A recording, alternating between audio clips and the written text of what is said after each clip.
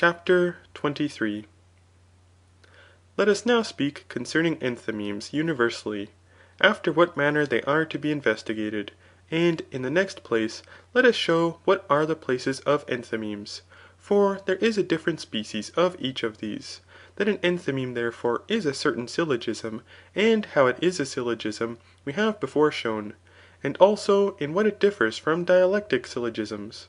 For neither ought things remote to be collected, nor are all things to be collectively assumed, since the former will be obscure from their length, and the latter will be nugatory, through speaking of things which are obvious.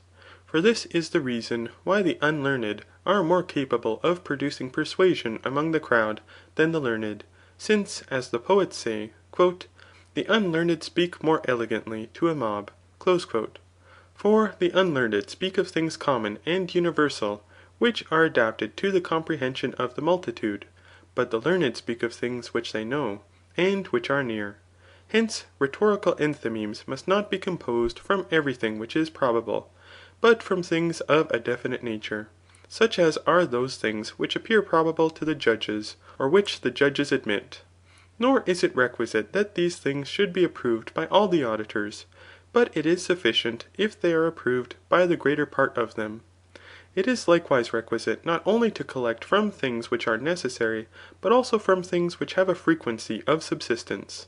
In the first place, therefore, it is necessary to assume that concerning the thing of which it is requisite to speak and syllogize, whether by employing a political, or any other syllogism, concerning this it is necessary to possess all or some of the things which are inherent in it. For if we possess none of them, no conclusion can be made from nothing.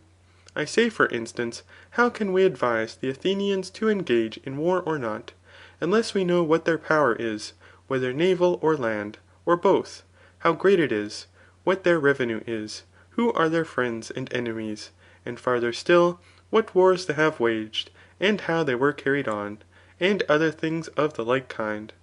How likewise could we praise them if we were not acquainted with the naval battle at Salamis, or the battle at Marathon, or the deeds which they performed for the Heraclidae, or any thing else of the like kind? For all men praise others from beautiful transactions which exist, or appear to exist. In a similar manner also, in blaming the Athenians, we must direct our attention to the contraries to these things, considering what particular of a contrary kind pertains to them, or appears to pertain to them, such as that they enslaved the Greeks, and subdued those who fought with them against the barbarian, and behaved most intrepidly, viz. The Aegineta and Potidata, and other things of the like kind, and whatever other crime may be laid to their charge. Thus too, both those who accuse, and those who defend, accuse and defend, by directing their attention to inherent particulars. But it makes no difference whether we speak of the Athenians or the Lacedaemonians, of God or man. For he who advises Achilles, who praises or blames, accuses or defends him, must assume things which are inherent, or appear to be inherent, that from these he may in praising or blaming show whether any thing beautiful in conduct or base is inherent, in accusing or defending may show whether any thing just or unjust is inherent, and in advising whether anything advantageous or detrimental is present. The like method must also be adopted in every other thing. Thus for instance, in investigating whether justice is good or not, our attention must be directed to what is inherent in justice or in good. Hence, since it appears that this method is adopted by all men, whether they syllogize more accurately or remissly, for their assumptions are not derived from all things, but from such as are inherent in each particular, and through reasoning, since it is evident that it is otherwise impossible to prove what they wish to prove, this being the case, it is obvious, as we have shown in the topics, that about each question in things contingent, and the time best adapted to them, it is necessary to have, in the first place, things of a more select nature. The investigation, likewise, must be made after the same manner in things of an unexpected nature, so that our attention must not be directed to the indefinite, but to things inherent, which are the subject of the oration. Of the things inherent, likewise, the greater part, and those which are nearest the subject, must be included in the oration.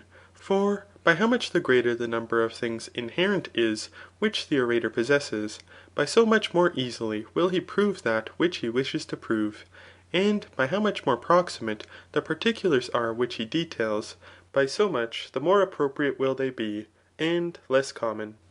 But I call common things indeed such as to praise Achilles, because he is a man, and because he is among the number of demigods, and because he fought against Troy. For these particulars belong also to many others, so that praise of this kind no less pertains to Achilles than to Diomed. Things peculiar, however, are such as happen to no other person than Achilles, such as to have slain Hector, the bravest of the Trojans, and Cygnus, who being invulnerable prevented the Greeks from descending from their ships to the land ; and that being very young he entered into the army, though he was not bound by an oath to fight against the Trojans. These and other things of the like kind are peculiar to Achilles. This, therefore, is one place of selection, and is the first topical place.